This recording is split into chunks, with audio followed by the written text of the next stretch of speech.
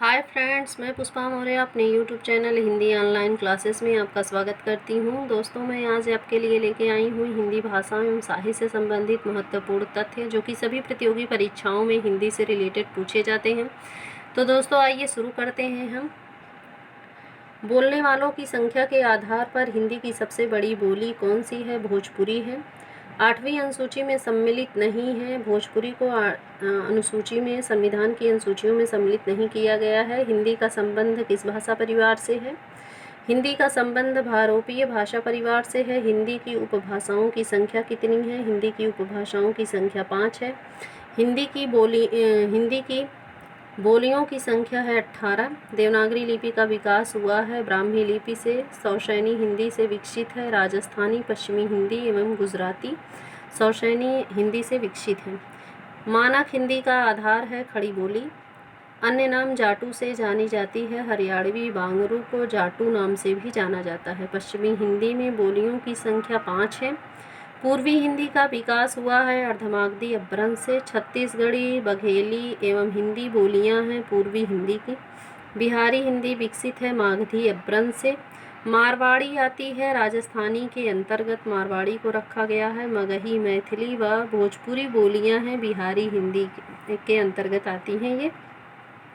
बघेली प्रमुख बोली है मध्य प्रदेश की। काव्य भाषा के रूप में प्रतिष्ठित बोली ब्रजभाषा को रखा गया है। ब्रजभाषा से ही काव्य का विकास हुआ है। काव्य में पहले ब्रजभाषा में ही लिखा जाता था। खड़ी बोली का प्रमुख केंद्र है मेरठ के आसपास का क्षेत्र, जहाँ खड़ी बोली बोली जाती है। कानपुर में बोली जाती है कन्नौजी। नेपाली व मराठी लिखी जाती है देवनागरी लिपि में। बांगरू नाम से भी जानी जाती है। हरियाणवी बोली को बांगरू से भी जाना जाता है। गढ़वाली, कुमायूनी है पहाड़ी हिंदी की बोलियाँ। नेपाली है पहाड़ी हिंदी के अंतर्गत आती है। लखनऊ, रायबरेली, फैज़ाबाद बोली क्षेत्र में आते हैं। अवधी बोली, लखनऊ, रायबरेली, फैज़ाबाद में अवधी बोली जाती है। मुरादाबाद बोली का क्षेत्र है। खड़ी बोली, मुरादाबाद में खड़ी बोली बोली जाती है। काव्य में खड़ी बोली के प्रथम प्रयोक्ता माने जाते हैं अमीर खुसरो जी, जो कि खड़ी बोली के जनक भी इनको कहा जाता है। अपभ्रंश का वाल्मीकि कहा जाता है स्वयंभू को। रामचरित का पर आधारित स्वयंभू की रचना पौंचर्यू है, जो कि राम पर आधारित है। हिंदी का प्रथम महाकाव्य पृथ्वीराज रासो है। पृथ्वीराज रासो महाकाव्य के रचयिता चंद्रवरदाई जी हैं। हिंदी साहित्य का बड़ा महाकाव्य पद्मावत है, जो कि जायसी ने लिखा है। हिंदी का सर्वश्रेष्ठ महाकाव्य रामचरितमानस है, जो कि तुलसीदास की रचना है। भोजपुरी भाषा के शेक्सपियर कहे जाते हैं भिखारी ठाकुर जी, जो कि भोजपुरी भाषा के शेक्सपियर कहे जाते हैं। आगे है हमारा निर्गुण भक्ति धारा काव्य का अन्य नाम है संत काव्य।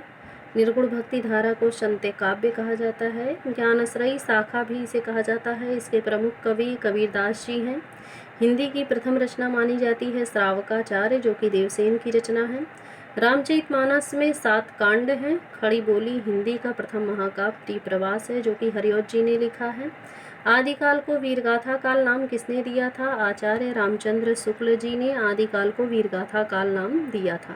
मैथिली बोली के लोकप्रिय कवि विद्यापति को कहा जाता है। संदेश राशक के रचयिता अब्दुल रहमान जी हैं। नाटक के जनक माने जाते हैं भारतेंदु हरिश्चंद्र। हिंदी का प्रथम मौलिक उपन्यास माना जाता है परीक्षा गुरु को। नूतन ब्रह्मचारी उपन्यास है बालकृष्ण भट्ट का। हिंदी की प्रथम कहानी इंदुमती, जो कि 1900 ईस्वी में लिखी गई थी।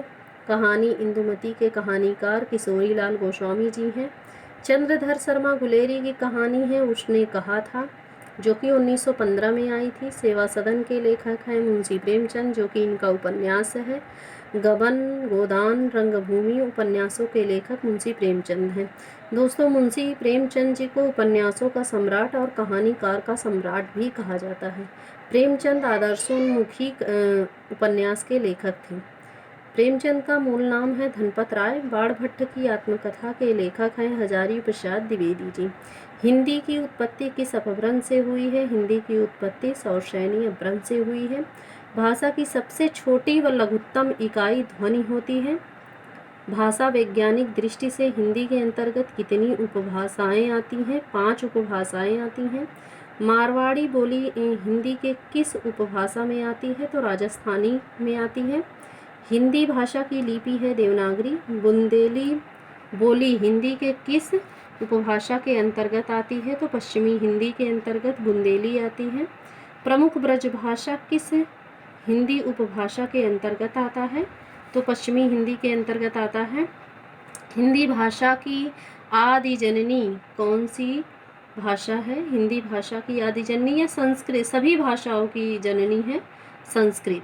हिंदी भाषा की जननी है अपभ्रंश भाषा। सिर्फ हिंदी पूछा जाए तो हिंदी भाषा की जननी अपभ्रंश भाषा है और सभी भाषाओं की जननी संस्कृत को माना जाता है। हिंदी भाषा का संबंध किस अपभ्रंश से है? तो हिंदी भाषा का संबंध ब्राह्मण अपभ्रंश से है। लहदा और पंजाबी भाषा का संबंध किस अपभ्रंश से है? तो पैसाची अपभ्रंश से ही लहदा और पंजाबी भाषा का संबंध है। गुजराती भाषा का संबंध किस अपभ्रंश से है? तो गुजराती भाषा का संबंध सौशैनी अपभ्रंश से है। मराठी भाषा का विकास किस अपभ्रंश से हुआ है? मराठी भाषा का विकास महाराष्ट्री से हुआ है। खड़ी बोली को और किस नाम से जानते हैं? तो खड़ी बोली को कौरवी नाम से जानते हैं। तो दोस्तों आज के लिए बस इतना ही। अगर मेरा वीडियो आपको पसंद आया हो तो लाइक करें, सब्सक्राइब करें, शेयर करें। मिलते हैं अपने अगले वीडियो के साथ। तब तक के लिए धन्यवाद।